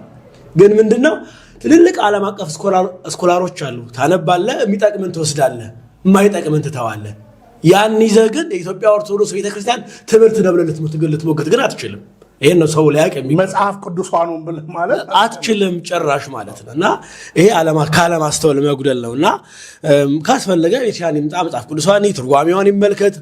አሁን ዓለም አቀፍ ስኮላሮቻችን እኛ በምን የተወሰኑ ናቸው? በሃይማኖት አበው አሉ ብዙ ሊቃውንት ዓለም አቀፍ ስኮላሮች ሃይማኖት አበው ላይ ትምህርታቸው ተመዝኖ ተመርጦ በቃ ከኛ ጋር የሚስማማው በመጽሐፍ ደረጃ ተሰድሮ ቁጭ ብሏል። ያን ነው ማየት የሚገባን የሚለውን ነገር በዚህ አጋጣሚ ለማንሳት ፈልጋለሁ። ቢንዬ ቆይታችን እንዴት ነው? ጥሩ እየሄድን ማለት በጣም ደስ እያለን ነው ለትውልዱ እውነት የምንናገረው። እንዳልኩ ነገሮችን እንዲሁ በቃላት ብቻ መናገር ብቻ ሳይሆን አዲሱ መዝገበ በነገራችን ላይ ይሄ የአዲሱ መደበኛ ትርጉም የሚባለው ወይም ምዕሉ ትርጉም የሚባለው የኢትዮጵያ ጉባኤ እግዚአብሔር ቤተክርስቲያን እኔ የነበርኩባት ቤተክርስቲያን ነች ያሳተመችው ከኢንተርናሽናል ባይብል ሶሳይቲ ጋር። የጴንጤ መጽሐፍ ቅዱስ እሱ ነው። በነገራችን ላይ በአጭር አማርኛ የምነግርህ የጴንጤ መጽሐፍ ቅዱስ እሱ ነው። ምንም ግልጽ የሆነ ማለት ነው። እና እዛ ላይ ያሉትን በነገራችን ላይ ብዙ የፕሮቴስታንት መጽሐፍ ቅዱስ ልናነሳ እንችላለን ማለት በየጊዜው ነው የሚታተመው። ወይ እኛም ብዙ ጊዜ ጆቫ ዊትነስ አሳተመ፣ ዮሐንስ አንድን ቀየረ ምናምን እንላለን። ኦንሊ ጂሰስ የራሱ መጽሐፍ ቀያዘ። ፕሮቴስታንት ብታምንም ባታምንም ከመቶ በላይ መጽሐፍ ቅዱስ አለው እንደፈለገ የገለጣጠለው። ቅድማውን ነግሬሃለሁ በአዲሱ መደበኛ ትርጉም የሚባለውና ምዕሉ ትርጉም የሚባለው ድሮ ለዛውም እኛ ስንጀምር የኢትዮጵያ ጉባኤ እግዚአብሔር ቤተክርስቲያን መጽሐፍ ቅዱስ ልንለው ነበር። ዶክተር ቤተ መንግስቱ ኢንተርናሽናል ባይብል ሶሳይቲ እያሉ ለኮሜንተሪ ረዳ ዘንዳ ብለው ነው ያንን ያስተረጎሙት። ያው የእርዳታ ጉዳይ ስለሆነ በእርዳታ ተተረጎመ። ብታምንም ባታምንም በጣም ብዙ ጊዜ ነው የተተረጎመውና ወደ 4 ጊዜ ይሄ መጽሐፍ እንትን ብሏል፣ ኢረር ተገኝቶበት።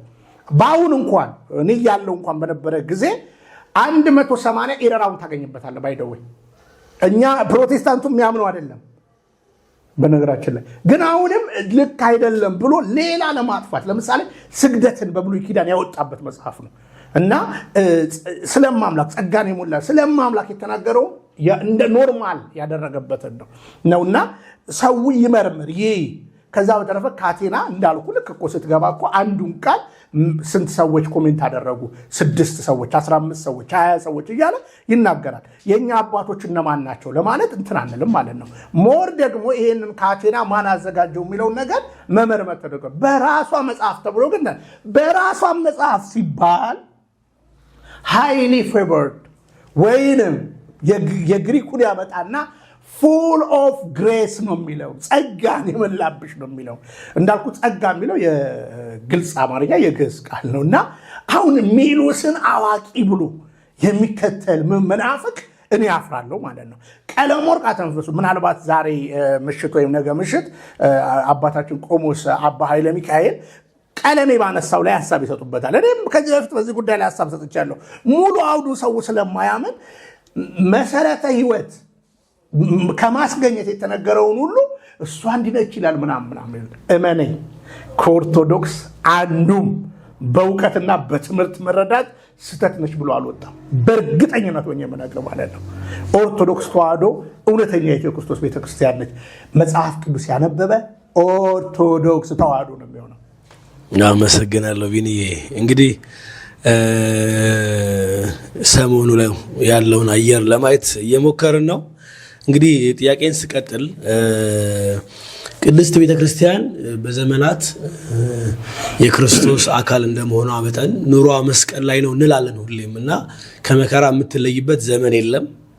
ከመከራም ከተለየች ክርስትናው ጥርጣሬ ውስጥ ጥያቄ ውስጥ ይገባል ማለት ነውና መከራው ጸጋችን ነው፣ ክብራችን ነው። ማን ነው ነጥረን ተፈትነን የምናልፍበት ነው። ወርቅ በእሳት እንዲፈተን ክርስቲያንም ቤተክርስቲያን በመከራ ውስጥ ማለፏ ግድ ነው። የክርስቶስን መንግስትም የምናገኝበት አንዱ መንገድ መከራ ነው። ሐዋርያት ይሄን ያስተማሩንና ትናንት በመከራ ነበረች ታሪክ ስናጠና፣ በተለይ የካታኮምብን ታሪክ ስናጠና በመከራ ውስጥ አልፋ ነው ብዙ ሰማዕታት ደማቸውን ገብረው በደም በሆነ አገልግሎት ነው እንግዲህ ቤተክርስቲያን እዚህ ደረጃ የደረሰችውና ዛሬም በፈተና አለች፣ ነገም ፈተናው ይቀጥላል፣ ተግዳሮቱ ይኖራል። ስለዚህ ክርስቲያን ይሄን አውቆ ነው ወደን ፈቅደን አምነን ክርስቲያን የሆነውና ምን ትላለህ እስቲ አሁን ላይ ያለው ተግዳሮት ወደፊትስ ቤተክርስቲያን የሚጠብቃትን ተግዳሮት እንደው ብታብራራልን። እንግዲህ ወንድሜ ስጦታው አንድ ጥናት እያጠናው ነው። ቅድስት ቤተክርስቲያን በሐዋርያዊ ቅብብሎሽ ቀጥ ብላ ስለመምጣቷ ግልጽ መረጃ አለ። የኛ እንደምታውቀው መንበረ ማርቆስ ነው የሚባለው። ከመንበረ ማርቆስ ዛሬ ያሉት ብፁዕ ወቅዱስ አቡነ ማትያስ ላይ ደርሰናል። አሁን ካቶሊክ ደግሞ እንግዲህ ጴጥሮስ ብሎ ማርቆስ ይመጣል። ካቶሊክ ደግሞ በዚህ ወይ ላይ መጥቶ ዛሬ ፖፕ ፍራንሲስ ላይ ደርሷል። በደንብ እንድትረዳ የምፈልገው እንግዲህ ሶስቱ ጉባኤ የጋራ የሚያደርጉን ጉባኤ ናቸው። አራተኛው ጉባኤ ላይ እኛ አልተሳተፍንም። በ451 የነበረው ጉባኤ ኬልቄዶን እኛ አልነበርንም። በኒቂያ፣ በቁስጥንጥንያ፣ በኤፌሶን በነበሩ ጉባኤዎች እኛ ነበር። አራተኛው ጉባኤ ጋር ተለየን። አሁን ያችኛዋንም መስመር አንዳንድ ጊዜ በአንክሮት ማየት አለብን ማለት ነው። የጋራ የሚያደርጉ ስሜቶች አሉ።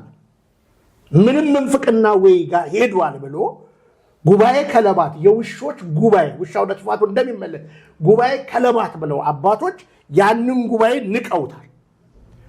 ከዛ በኋላ ያ ጉባኤ ሄዶ 1054 ላይ ደግሞ ዛሬ የምናያቸውን ትላንትና ከተገነጠሉት ከነሱ ጋር አብረው ከሄዱት ሄደው አይተው ምንድነው የለየን ትምህርት የሚለውን ነገር ማሰብ ትልቅ ነገር ነው። 1054 ላይ ሲመለሱ ከካቶሊክ ለምሳሌ የራሻ የግሪክ መሰል ኦርቶዶክሶች ሲመለሱ ምንን ተማምነው ወጡ ከነሱ ከካቶሊክ ብለ።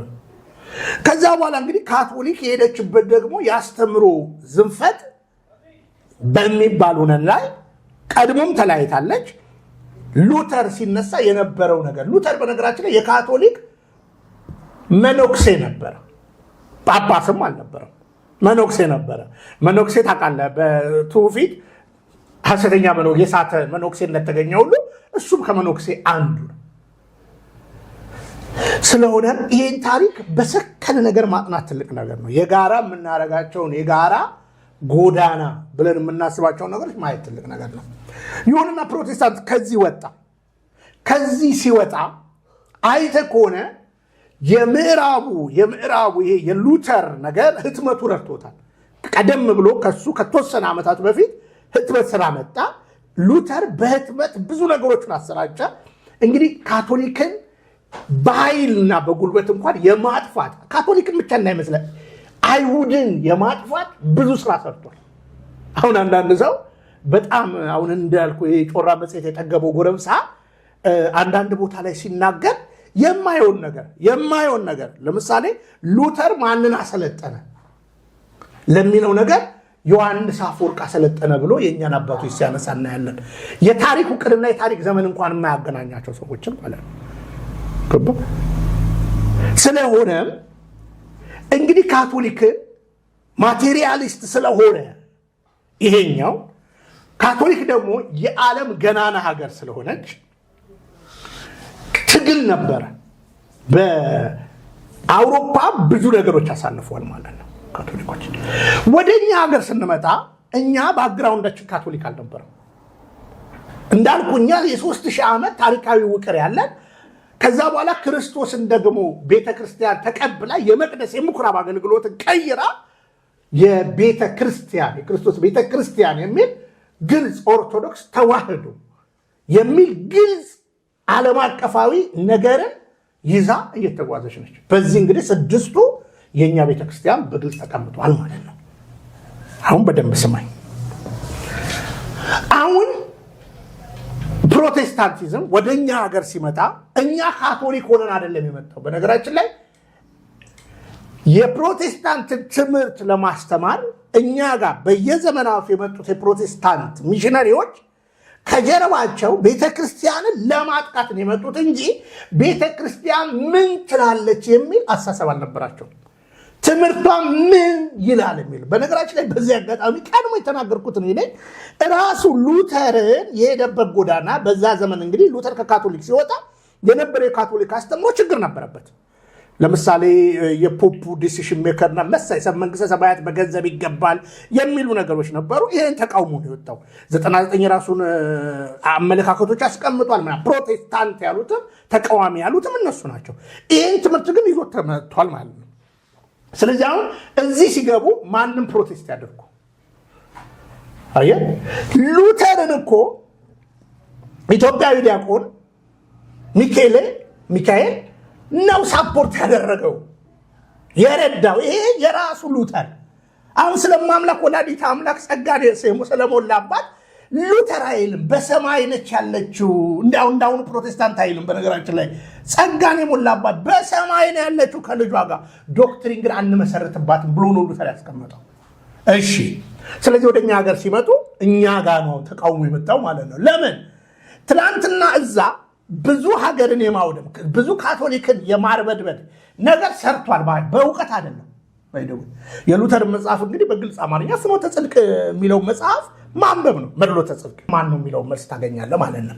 ስለሆነም እኛ ሀገር መጡና ኦርቶዶክስ የማትለውን ሳይቀርቧት ፈረንጆቹ ሲመጡ ቅርሷን እየሰረቁ ይዘው ወጥተው ገባ። ፈረንጆቹ ሲመጡ ቀርበዋት የእሷን መልካም ነገሮች ይዘው ይወጡ የራሳቸው ያል የላቸውማ። ለምሳሌ የቁም ጽሑፍ አሁን ዛሬ ብዙ መጽሐፈ ሄኖክን ስናነሳ ብዙ ታሪክ የእሷን ወስደው ነገር ግን እሷ ልክ ነች ለማለት ምንም። ስለዚህ እቺን ቤተክርስቲያን ለማጥፋትና ለማፍረስ ኃይሉን ተጠቅሞ የሄደ ነገር አለ። አሁንም ኃይሉን አሰባስቦ የመጣ ነገር አለ። ይሄ ፕሮቴስታንት የሚባለው ነው። ስለዚህ አሁን ለምሳሌ ከፕሮቴስታንት ትልልቅ ፓስተሮች እውነት ለመናገር ኦርቶዶክስን ያቋታሉ። እመን 1% አያቋትም። 1% ወደ 16 የፕሮቴስታንት ፓስተሮች በስም መጥቀስ እስከምችል የሥላሴ ትምህርትን አንዳንዶቹን አፕሩቭ ያደረጉላቸው አቡነ ጳውሎስ ናቸው። አየህ፣ ለፈረንጆቹ ፕሮጀክት ሲላክ አልዳነችም እየተባለ እዚህ ደግሞ እንጀራ ለመብላት እሷ ትክክል ነች እየተባለ ግልጽ ነገር አለ። ስለዚህ አሁን ቤተክርስቲያንን የምንቃወምበት ምን ኃይል አለው? ፕሮቴስታንት እዚህ ሀገር አንደኛ ትምህርቷ ግልጽ ነው፣ ዶግማዋ ግልጽ ነው። ሚስጥረ ሥላሴ፣ ሚስጥረ ሥጋዌ፣ ሚስጥረ ጥምቀት፣ ሚስጥረ ቁርባን፣ ሚስጥረ ትንሣኤ ሙታን ነው። እዚህ ላይ እጸጽ አግኝተዋል ወይ? 80 ያዱ ትላለች። 80 ያዱን እሷ ነች ይሄን ነገር ያለችው። ኤርሊ ቸርች ፋዘርስ ካናን 85 ላይ ቁልቁልጭ ያለ ነገር አለ። በነገራችን እነ መቃቢያን ሌሎቹም የተጻፉበት ማለት ነው። ስለሆነ ምኗን ነው ተቃውሞ? ስለዚህ አገር የማጥፋት አጀንዳ የመሆኑን እውነት ያለ ጥርጥር እነግርሃለሁ። አሁን ደግሞ ኃይሉን አሰባስቧል። ትናንትና እርዳታ በመላክ እዚህ ደግሞ ያሉት አልዳነችም በማለት ግልጽ ነገር እየተሰራ እንደነበር ይታወቃል። የእውቀት ጉዳይ አይደለም። በነገራችን ላይ የትኛውን ፕሮቴስታንት ትምህርት የለውም። በነገራችን ላይ መዝሙር ነው ያለው፣ ትምህርት የለውም። ትምህርቱን እየተገለባበጠ ነው አንዱ ከአንዱ። ለዚህ ነው 47,000 የደረሰው። ሌላው ያ የምዕራቡ እንቅስቃሴ ምን ሆነ ብለህ ካሰብክ ዛሬ ፓጋን ነው፣ ዛሬ ኤቲስት ነው የሆነው በግልጽ አማርኛ ማለት ነው። ዛሬ ክርስቲያን አይደሉም አውሮፓ ማጆሪቲው። ለዚህ ነው እኛ የምንከላከለው። እውነተኛ የክርስቶስ ቤተክርስቲያን በዶግማ በቀኖናና በቅዱስ ትውፊት ያለችው እውነተኛ ሐዋርያዊ ትስስር ያላት ኦርቶዶክስ ተዋሕዶ ነው የምንለው ከእያንዳንዱ ነገር አንጻር ነው። ስለሆነ አሁን በቅርብ ጊዜ የምትሰማቸው ነገሮች አሉ። ለምሳሌ እኔ በአደባባይ ፌስ ቱ ፌስ ነው ከጠቅላይ ሚኒስትሩ ጋር ቁጭ ብዬ 400 ፓስተሮች ባሉበት ይሄ ነገር የተነገረው። ላያት አልፈልግም። ዘመኗን ሙሉ ስታሰቃየን፣ ዘመኗን ሙሉ እግዚአብሔርን ያስተማረች ቤተክርስቲያን፣ ዘመኗን ሙሉ ሀገር የጠበቀች። እንደምታውቀው የኛ ፍትሐ ነገሥት ፍትህ ስጋዊ ፍትህ መንፈሳዊ ይላል። አገሩና ለሴኩላሩ ዓለም መተዳደሪያ ለእንዴት እንግባ እንዴት እንውጣ ይመን ፍትህ ስጋዊን እንደ መንግስት ያዘጋጀች አገር የሆነች መንግስት የሆነች ቤተክርስቲያንን መንፈሳዊ ፍትህ መንፈሳዊ ብላ ሰው በዚህ ምድር ላይ ሲኖር ከአምላኩ ጋር እንዴት መጣመርና መቆራኘት አለበት ብላ ፍትህ መንፈሳዊ የደነገገች ቤተክርስቲያን ላያት አልፈልግም ዘመኗን ሙሉ ልታሰቃየኝ የሚል አንድ ያልተማረ ምንም ነገር የማያውቅ ይሄን ነገር ሲናገር በአይኖች አይቻለሁ። ሌላ የኦርቶዶክስ ተዋሕዶ ቤተክርስቲያን ታላላቅ መምህራን የሚባሉትን በምን እንዳስከማሳት እስከነ ዳንኤል ክብረትን ጨምሮ ሌሎች አሁንም እና አቡነ ገብርኤል ሌሎች ይመጡልሃል። አሁን ከፊት ለፊት ሌሎች ይመጡልሃል። አሁን ከፊት ለፊት ልንገር ትልልቅ ተግዳሮት አለ። ኦርቶዶክሳዊ በመጀመሪያ ደረጃ እምነቴ ምንድን ነው ብሎ እምነቱን ይወቀው። እምነቱ እውነተኛ ነው። ባጭሩ ነገር ኦርቶዶክስ ተዋሕዶ እውነተኛ የክርስቶስ ቤተክርስቲያን ነች። ማንም በዓለም ላይ ያለ ሃይማኖት በኦርቶዶክስ ፊት መቆም አይችልም። ልንገር ማንም በነገራችን ላይ እውነተኛይቱ የሐዋርያት ቤተክርስቲያን ስለሆነች እቺን ግን አጠፋው ማለት ሌላ ነገር ይመጣል ተብሎ ይታሰባል። ለምሳሌ የራሻን ታሪክ ተመልከት።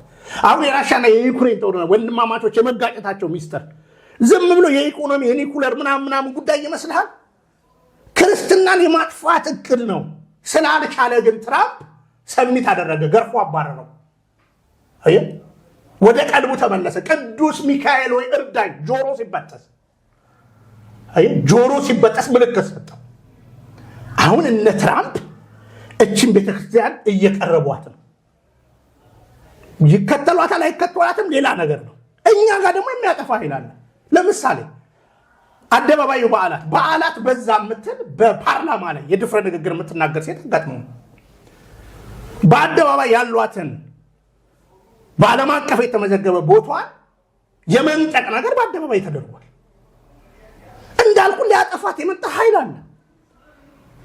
ከቀኖና ውጪ የቅዱስ ሲኖዶስን ለሁለት የመክፈል በብሔር በጎጥ በነገራችን ላይ አደረገ ነገር ኦርቶዶክስ ተዋሕዶ በመሆኔ ምን ያህል ፕራውድ እንደሚሰማኝ ልንገር። እኛ እኮ ይኸውልህ የሐዋርያዊ ቅብብሎች እውነት ስለሆነ ነው እስከ 60ኛው አይደለ የዛሬ 60 ዓመት ነው በንጉሥ ኃይለ ሥላሴ ዘመን ነው ኦልሬዲ የተቀየረው አይደለ እንጂ እኛ ከዘር ከነገድ ከቋንቋ የተዋጀን ነው። እንኳን ወደ ጎጥ ለመውረድ ቀርቶ እኛ እኮ ኦርቶዶክሳውያን የግብፅ ፓትርያርክ በተንኮል በተለያየ ነገር ሊኖር ይችላል። ሁሉ አንድ ሴትል ሊሆነ ነው ማለት አይደለም። ይሄ በነገራችን ላይ በቅዱስ ትውፊት ላይ የምታገኘው እውነት ነው። ሙስሊም የሆነ ጳጳስ እንኳን ተመድቦብን ያውቃል። ገባ ግን ሐዋርያዊ ቅብብሉሽን የመጠበቅና ሰሚት የማድረግ ነው እና በግብፅ እንኳን ላለፉት ዓመታት 1600 ምናምን ዓመት ስንመራ ከዛም በፊት እንደ 2000 ዓመት ኖርን እያልን ስናወራ እኛ የሊደርሺፕ ጉዳይ ከዘር ጋር የሚያያዝ ምንም ነገር አይደለም። ምን ማለት ነው? የኤጲስቆጶስ ጉዳይ ከብሔር የሚቆራኝ ምንም አይነት ነገር የለም። አሁን አየህ ከፋፍለ ግዛው የሚባል ሲስተም ስላለ አሁን ከፊታችን ግንቦት ምርጫ አለ። ያ ትልቅ አደጋ ነው። እንግዲህ እንደምታውቀው ብፁዕ አቡነ አብርሃምና ብፁዕ አቡነ ጴጥሮስን የመቀየር አጀንዳ አለ። ከአሁኑ ተሰርቶበታል። እነ ዳንኤል ክብረት በዚህ አጋጣሚ በዳንኤል ክብረት ነው ፍራሽ አዳሾችን ያወቅኳቸው። የዛሬ 9 ዓመት የሰራው አንድ ዶክመንተሪ ፊልም አለ አሜሪካ ሀገር ሄዶ ያሳየው። በጣም ይህንን ያየ ሰው ዛሬ በምንዳ በመኪና ከካሪና መኪና ወደ ቪኤት ሲቀየር አየ እምነቱን በቅራቅንቦ የሚቀየር እንደነ ታጋይ ያሉ ቀሲስ ታጋይ የሚባሉ እምነታቸውን በቅራቅንቦ ክርስትና የሰማዕትነት ጉዳይ ነው። አሁን ቢንያም ሽታይ ከሚናገረው ነገር አንድ ጸጸት አታገኝለትም። እያንዳንዱን ነገር ቆም ብለህ ማየት አለብህ። ስለዚህ የኦሮሞ ህዝብን እኮ ልንገር፣ በነገራችን ከኦሮሚያ እውነትን የተረዱ ህዝቦች ይነሳሉ። ባይደዌ እነዚህ አሁን ለኦሮሞ እንታገላለን የሚሉ ፖለቲከኞች የምትላቸው የሃይማኖት ጳጳሳት ኦሮሞ አይደሉም። በነገራችን ላይ ኦሮሞ አይደለም። የዘር ግንዳቸው ምንም ወደ ዘሩት ኦሮሞ አይደሉም። በግልጽ የምነግርህ ማለት ነው። ከዛ በተረፈ ግን የኦሮሞ ህዝብ እግዚአብሔርን የሚወድበትና እግዚአብሔርን የሚከተልበት እውነት ተገዶ አይደለም፣ ወዶ ነው ኦርቶዶክስ ተዋሕዶ ነው። አትነጥለው። ልንገር ኦሮሞ የኦሮሞ ህዝብን ከኦርቶዶክስነት አትነጥለው። ልንገር አንዳንዱ መስሎታል። ለጊዜ የሆነ ነገር ይፈጠራል። ቤተክርስቲያን በተለያየ ወጀብ ታልፋለች። ነገርኩ እኮ በፓርላማ ከሚደሰኮርባት ውስጥ ለውስጥ ከሚደሰኮርበት በፍራሽ አዳሾች በፕሮቴስታንቱ ከሚመጣባት ተጽዕኖ አልፋ ትወጣለች። አመሏ ነው። በነገራችን ላይ የወዲት ጉዲትን ማጥናት ነው። ግራኝ መሐመድን ማጥናት ነው። አጼ ሲሲኒዮስን ማጥናት ነው። ደርቡሽን ማጥናት ነው። ጣሊያንን ማጥናት ነው። ደርግን ማጥናት ነው። ኢህአዴግን ማጥናት ነው። ብልጽግናን ማጥናት ነው። እኛ እንኖርም እንደ ታሪክ በዚህ ዘመን ላይም እነ ቢንያም የሚባሉ ከምንፍቅናው የተመለሱ ሰዎች ይሄን እውነት ሲገልጡ ነበር እያለ ታሪክ ይዘክረናል። በነገራችን ላይ እኛ ልናልፍ እንችላለን። ግን አሁንም ልንገርና እቺን ቤተክርስቲያን ለማጥፋት የምዕራባውያኑ አጀንዳ በኃይል መጥቷል። እንዳልኩ ትላንትና በካቶሊክ ላይ የነበረው ነገር እዚህ ሲመጣ ደግሞ ልስበራት ላጥፋት የሚል። ስለዚህ የኦሮሚያ ልጆች ይነቃሉ። ልንገር ታላላቅ የኦሮሚያ እውነተኛ ጳጳሳት ይወጣሉ። የደቡብ ልጆች ይወጣሉ። የአማራ ልጆች ይወጣሉ። እውነተኛ የአፋር ይህ እቺ ቤተክርስቲያን ትውልድ ዛሬ እንደምናየው በካምፓላ ለምሳሌ ኡጋንዳውያን የሆኑ እነ ዲያቆን ዳንኤል ወጥተዋል እኮ። ጠብቃቸው ነበረ። ወደ 100 ምናምን ኡጋንዳውያን አሉ። ኮንጎሊዞች አሉ። ኬንያንሶች አሉ። አየ ምናልባት ትላንትና የግብፅ ፓትርያርክ ወደ ኢትዮጵያ ሄዶ የረዱትን ያክል ነገ እቺ ቤተክርስቲያን የሚያቆሙ እግዚአብሔር ህዝብ አለው። ለምሳሌ ቤተክርስቲያን የጋነብ ልጆች አይቋቋሟል። ስለሆነ ከባድ ነገር አለ። ስለዚህ የቅዱስ ሲኖዶስን የሮብ ውሳኔ እንጠብቃለን። አንድ ሁለተኛ የግንቦቱ ምርጫ እንዳልኩ ብዙ ውዝግብ የሚኖርበት ነገር ሊሆን ይችላል። ምናልባት አቡነ አብርሃምንና አቡነ ጴጥሮስን የመቀየር ነገር ሊመጣ ይችላል። እግዚአብሔር ካለ እግዚአብሔር ከፈቀደ የሆነው ይሆናል። ከዛ በኋላ ማን ፓትርያርክ እንዳልኩ ከዚህ በፊት ታውቃለህ፣ ደርግ ሲገባ ገሎ ነው። እንደዚህ አይነት የታሪኩ ቅር አለ። በነገራችን ላይ ኢህአዲግ ሲገባ ደግሞ አሳዶ ነው። ብፁዕ ቅዱስ አቡነ መርቆሬዎስን አሳዶ ነው የመጣው። የአሁኑ ደግሞ ምን አድርጎ ይሆን ታሪክ? ስለዚህ እንነቃለን። ከዛ በተረፈ ግን ኦርቶዶክሳውያን እምነታችንን አውቀን ክርስትናችን የሰማዕታት ነው እንዳልኩ ቤተ ክርስቲያን ዛሬም መስቀል ላይ ነች። በነገራችን ላይ ትንሣኤውን ታወራለች። የኛ የህይወታችን ትንሣኤውን ጨርሰው ድል ነስተው መጋደላቸውን የጨረሱ አሉ ቤተ ክርስቲያን ውስጥ። ሁለተኛ ደግሞ እየተጋደልን አለን። ስለዚህ በጽናት እምነታችንን እንጠብቅ። ክርስትናችን በአንገታችን ላይ ያደረግነው ማህተም የሰማዕታትነት ምልክት ነው። እኔ ክርስቲያን ነኝ የሚል ነው። አንዳንዶች በጥላቻ ክርስቲያን ተባሉ ብለው የአንጾኪያን ቤተክርስቲያን ሲያንጓጥጡ ከዛ በኋላ ሰማዕትነቱ ደግሞ ለድል ነው። ስለዚህ ይሄ ምድር ያልፋል። ኦሮሞነት፣ አማራነት፣ ጉራጌነት፣ ትግራይነት ያበቃል። እነዚህ ራእይ መጽሐፍ እንደሚናገረው እነዚህ ከየት የመጡ ነው? ከዘር ከነገድ ከቋንቋ የተዋጁ ልብሶቻቸውን በደሙ ያጸዱ ያጠቡ ይባላል። እናንተ ብሩካን ኑ ወደ ደስታዬ። ስለዚህ ኦርቶዶክሳውያን ልንነቃ ይገባል። ለእውነት ልንቆም ይገባል። ለእውነት ልንጸና ይገባል። ስለሆነም ቤተክርስቲያን ብዙ ተግዳሮት ታስተላልፋለች። ምናልባት እንደባለፈው ጊዜ ጥቁር የመልበስ የዩኒቲ ነገር ላይታይብን ይችላል። ለምን? ሊያዳክመን የገባ የውስጥ መርዝ ግልጽ ስላለ ማለት ነው። ትላንትና 3 ሊቀ ጳጳሳቶች በዚህ ጉዳይ ላይ ተሳትፎ ነበሩ። ዛሬ ምናልባት 20 ሊሆኑ ይችላሉ፣ 30 ሊሆኑ ይችላሉ። ችግር የለም፣ 80 ይሁኑ። አንድ ጴጥሮስ ይበቃል፣ አንድ ይበቃል። ስለዚህ የሰማዕታትነት ጉዳይ ነው። ስለዚህ ቤተክርስቲያን መንቃት አለባት። ሁላችን በጽናት ነገሮችን ማየት አለብን። ወደድክም ጠላህም ግን አሁን የምንፍቅናው ጎዳና በዚህ በአሁኑ ገዢ መንግስት እችን ቤተክርስቲያን ለማጥፋት የማይቆፍረው ጉድጓድ የለም፣ የማይሰራው ነገር የለም። ግን እመነኝ ድሎ የቤተክርስቲያን ነው። እኛ ልናልፍ እንችላለን፣ አባቶች ሊሰዉ ይችላሉ፣ እኛ ልንሰዋ እንችላለን። ግን ቤተክርስቲያን ትቀጥላለች። ሌላ ደግሞ ይህን ትውልድ ይዞ የሚሄድ ደግሞ እግዚአብሔር ያስነሳል። ምክንያቱም የቤቱ ባለቤት እግዚአብሔር ስለሆነ ብዙ ነገር እንጠብቃለን ለማለት ነው። አመሰግናለሁ። እኔም አመሰግናለሁ ቢኔ። እንግዲህ አንድ አባት አንድ መጽሐፍ ላይ ምን አሉ?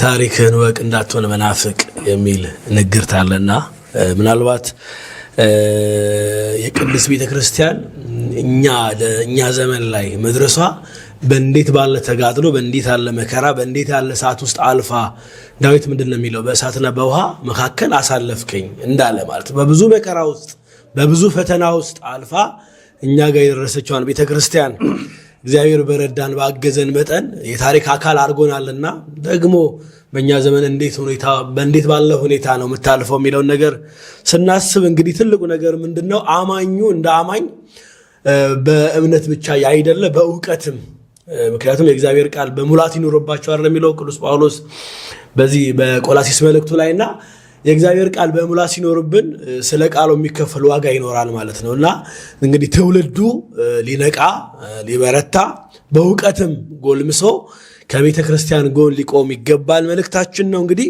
የመጨረሻው ማጠቃለያው የሚሆነው ጥያቄያችን ምንድነው? ከምዕመናን ወይም ደግሞ ከቅድስት ቤተ ክርስቲያን ልጆች ምን እንጠብቅ? ምን ይጠበቃል በዚህ ዘመን? እንግዲህ ወንድሜ በእግዚአብሔር ዘንዳ ጳጳሱም ፓትርያርኩም ሁሉ መምህራን ዘማሪያንም ምእመን ወደኛ ጋር ስትመጣ ደግሞ እኛን ሊመሩ እረኞች ናቸው። ይሄን እውቅና የሰጣቸው እግዚአብሔር ነው። ሁላችን ልናውቅ የሚገባው የመጀመሪያ ደረጃ ቅድስት ቤተክርስቲያን እውነተኛ ቤተክርስቲያን መሆኗን መረዳት ነው። ንጉሥ ዳዊት በወጀብና በአውሎ ነፋስ ማለፉ ጉዳይ ብቻ ሳይሆን በቤትህ ለዘላለም እኖር ዘንድ ይላል። በቤትህ ለዘላለም እኖር ዘንድ። ይሄ ምድር ጊዜያዊ ነው። ምድር አልተገባቻቸውም ይላል መጽሐፍ ቅዱስ። ለዘላለም በቤቱ መኖር ስናስብ የሚያልፈው ያልፋል። ከሞት በኋላ በዚህ በሰባና በሰማንያ ከተገደበ ህይወት በላይ የምንኖርበት የዘላለም ቤት አለ። ይህ ምድር ሳይሳካልን በዘላለም ቤታችን እንዳንታጣ፣ ነገር ግን ይህ ምድር ሳይገባን በዘላለም ቤታችን የመገናኘትን ነገር ማሰብ ማንኛውም ኦርቶዶክስ በእግዚአብሔር ራእይ የምለምናችሁ ኦርቶዶክስ ተዋህዶ እውነተኛ የክርስቶስ ቤተክርስቲያን ነች። ስለዚህ ነው ጠላት የበዛባት። አይተህ ከሆነ ብዙ ኦርቶዶክሳውያን የሚታለሉት በማቴሪያሊስት ነው። እኛ ፕሮቴስታንቶችን ኑ ወደ እውነተኛው ብርሃን ወደ እውነተኛው መንገድ ኑ ስንል ምንም አይነት እርዳታ የለንም፣ ምንም አይነት ፕሮጀክት የለንም። ብራዘር ዛሬ ኮምፓሽን ኢትዮጵያ የሚባል የፕሮቴስታንት ድርጅት አለ።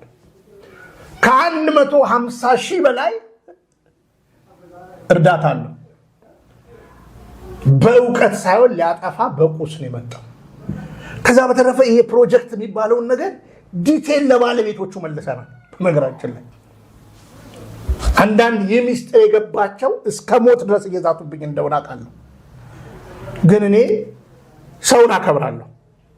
ፕሮቴስታንቱም ቢሆን የዘላለም ቤቱን እንዲነቃና እንዲያስብ ነው የምፈልገው። ስለሆነም ምዕመናን ለቤተ ክርስቲያን እንቁ።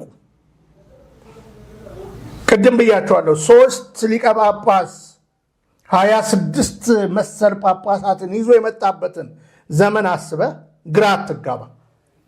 አሁን 20 ሊቀ ጳጳስ 30 ሊቀ ጳጳስ 100 ሌላ ጳጳስ ይሁኑልኝ የሚል ሊያመጣብህ ይችላል።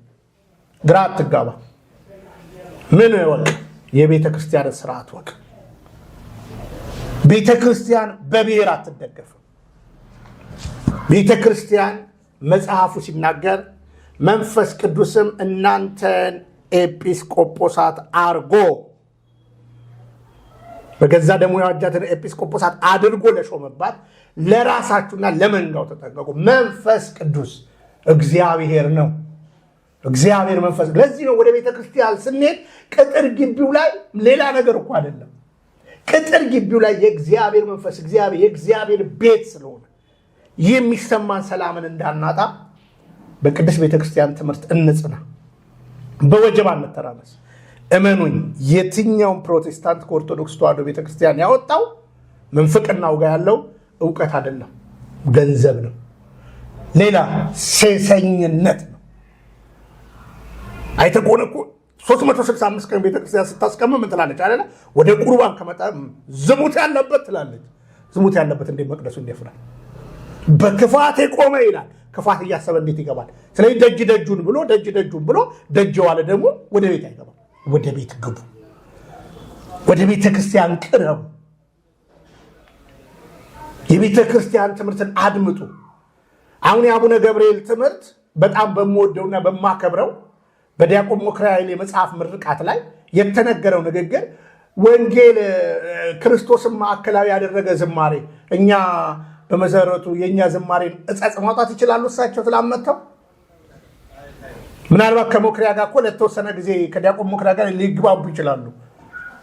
ለተወሰነ ጊዜ ሊግባቡ ይችላሉ። የ10 ዓመት ትውውቅ ላይ ነው። መኩሪያ እኮ ይሄን ነገር እኮ ከጀመረ እኮ ብዙ ዓመቱ ነው። ከዛ በተረፈ ቤተክርስቲያን ከክርስቶስ ውጭ ምን አላት? ከዛ በተረፈ ግን ለቅዱሳኑ የሚገባቸውን እንዘምራለን፣ ለመላእክቱ የሚገባቸውን እንዘምራለን። አየህ፣ ዝማሬ ለክርስቶስ ብቻ የሚል ትምህርት የለም። ለማምላክ ወላዲተ አምላክ እንዘምራለን ምስጋና ስለሆነ። ስለዚህ ትውልድ እንዲነቃ ቤተክርስቲያን ለምን ወጀብ በዛባት ብትሉ እውነተኛ ስለሆነች። ልድገምልህ፣ ቤተክርስቲያን ለምን ወጀብና ፈተና በዛባት ብትሉ እውነተኛ ስለሆነች። የሚያናውጧት ለምን በዙ ብትሉ ጥቅመኛ ስለሆኑ። ስለዚህ ቤተክርስቲያንን አውቆ ጸንቶ መስቀልን ተሸክሞ መጓዝ ከእያንዳንዱ ምእመን ከእያንዳንዶቻችን ይጠብቃል። ይሄ ምድር ያልፋል፣ በሰማያዊ ቤታችን እንድንገናኝ ለዘላለም በቤት እኖር ዘንድ እንዳለ ንጉሥ ዳዊት በቤቱ ለዘላለም እንኖር ዘንድ። በዚህ ምድር ለዘላለም አንኖር። ከዚህ ምድር ሰው ታሙ ሊሻገር ይችላል፣ በአደጋ ሊሻገር ይችላል፣ እድሜ ጠግቦ አርጅቶ ሊሻገር ይችላል። ከሁሉ በላይ ግን ሰማዕት ሆኖ ሊሻገር ይችላል። የደመ ነፍስ ተቃውሞም አያስፈልግም። የሀሳብ ልዕልና ተቃውሞ። ለምን? ምንፍቅና ሀሳብ ይጠላል። የፕሮቴስታንት ትምህርት ሀሳብ የለውም። በነገራችን ላይ ሰው ሰራሽ ትምህርት ስለሆነ የፕሮስፔሪቲ ፓርቲ ሀሳብ የለውም። አሁን አንዳንዶች ለምን ሸሻችሁ ለምን ራቃችሁ ምናምን ሲሉን በሀሳብ ለምን አትሞግተውም? ብልጽግና በሀሳብ የሚሞገቱትማ የፓርላማ ሰዎች ከፓርላማ ሲወጡ ወደ እስር ቤት የተጣሉት። ስለዚህ ሀሳብ የሌለው ይገፋታል። ሀሳብ ያላት እውነተኛ የቱ ቤተክርስቲያን ግን ጸንታ ትኖራለች። ለሀገር የሚበጅ ነው። በነገራችን ላይ የኦርቶዶክስ ተዋህዶ መኖር ለሀገር የሚበጅ ነው። ማንንም አትፈራም። በታሪካዊ ቅርስ ስለ እስልምና ማጥናት ትችላለህ። በዛ ዘመን ማን ነበር ንጉሱ? አገራዊ እምነት ምንድን ነበረ? አገር በምን ትመራ ነበር? በነብዩ የተነገረውን ነገር ይዘው ሲመጡ የኛ ቤተክርስቲያን አባቶች ምን አሉ? ዋናው ቦታችን ላይ እኮ ነው ግቡ ያሏቸው። ስላልነጋሽ ማጥናት ትልቅ ነገር ነው። ስለመሰል ሐሳቦች ማጥናት ትልቅ ነገር ነው። ኦርቶዶክስ በመሆኔ ትልቅ ክብር ነው የሚሰማኝ። ነገ ላልፍ እችላለሁ። እውነታው ግን ነው። ቤተክርስቲያን ትናጣለች፣ ግን የከበረ ነገር ይወጣባታል። አሁንም ጽኑ ነው መልእክቴ። እንግዲህ እግዚአብሔር ይስጥልን። እንግዲህ ስለ ቤተክርስቲያን ቀንተን እንድንወያይ ያነቃን ጉልበት ይሆነን አምላካችን እግዚአብሔር ስሙ የተመሰገነ ይሁን። እንግዲህ እንደ አንድ ጤናማ ኦርቶዶክሳዊ አማኝ ሁሌም እምነታችን ምንድነው ወይም ደግሞ ትምህርታችን እግዚአብሔር አምላካችን ነው። አምላክ እንደመሆኑ መጠን ደግሞ ለአምላክነቱ የሚመጥን ክብር፣ ምስጋና፣ አምልኮ፣ ስግደት እንሰጠዋለን። መጽሐፍ እንደሚለው ደግሞ ለሁሉ የሚገባውን አስረክቡ ይላል ቅዱስ ጳውሎስ። እሱ ያከበራቸውን እሱ ባከበራቸው መጠን ከእናቱ ጀምሮ ቅዱሳንን እንድናከብር የረዳን ያገዘን እርሱ ነውና ስሙ በድጋሚ የተመሰገነ ይሁን። ጥሩ ቆይታ፣ ጥሩ ውይይት ነበረን። እግዚአብሔር ቢረዳን፣ እግዚአብሔር ቢያግዘን፣ እድሜ ቢሰጠን፣ ቢያቆየን በቀጣይ በተለየ ርዕስ እንገናኛለን ብዬ አስባለሁ። እግዚአብሔር የዛ ሰው ይበለን። እንግዲህ ጥሩ የውይይት ጊዜ ነበረን። አብረውን ለነበሩ አብረውን ለቆዩ አድማጭ ተመልካቾቻችን የከበረ ምስጋና አለን። ጊዜን ስለሰጠህን አብረን ስለቆየ በጣም አመሰግናለሁ። በቢኒያም ሽታዬ በራስክ ቲዩብ ስም ማለት ነው። እግዚአብሔር ይስጥልኝ። እኔም ከልብ ነው የማመሰግነው ወንድሜ። እንግዲህ አብረኝ ለእውነት ስለቆምክ እስካለ ጊዜ ከልብ አመሰግናለሁ። እቺ ነገር ልበልና ልጨርስ። ከሀገር ውጭ ያሉ አባቶቻችን ዛሬ ከስድስቱ ኦርቶዶክስ ያው 6 ነች እና ኤርትራን ጨምሮ በአንድነት እንደ አንድ የቆሙበት የቅርብ ጊዜ ትዝታ አለ፣ አብረው የቀደሱበት። እንዲሁም ደግሞ ምስራቅና ምዕራብ ደግሞ የተባለው የተከፈለው በ1054 ደግሞ የወጣው የራሻና የግሪክ ነገር አንድ ላይ ተጠንቶ አሁን ወደ አንድነት እየተመጣ ነው። ምናልባት ኦርቶዶክስ በዓለም መድረክ ደምቃ የምትታይበት ጊዜ ሩቅ አይደለም። ስለዚህ አባቶቻችን ደግሞ ዓለም አቀፋዊ ግንኙነታቸውን እያጠነከሩ አሉ። ስለዚህ ወጀብ በሀገር ላይ ቢበዛ፣ ወጀብ በጎጥና በታች ቢበዛ ከላይ እግዚአብሔር እየሰራ ያለው ነገር አለና ትድግና ከእግዚአብሔር ዘንድ ለቤተ ክርስቲያን ስለሚሆን አትፍሩ፣ አትደንግጡ። ሰማዕትነት ክብር ነው። ለእውነት መኖር ክብር ነው። ጽድቅን ማውራት ክብር ነው። እርሱ ጽድቅን ወደደ አመፃን ጠላ ተብሎ እንደተጻፈ ለአመፅ እጃችሁን አታንሱ። እኛ ኦርቶዶክሳውያን በአመፅ የምንነካው ማንንም የለም።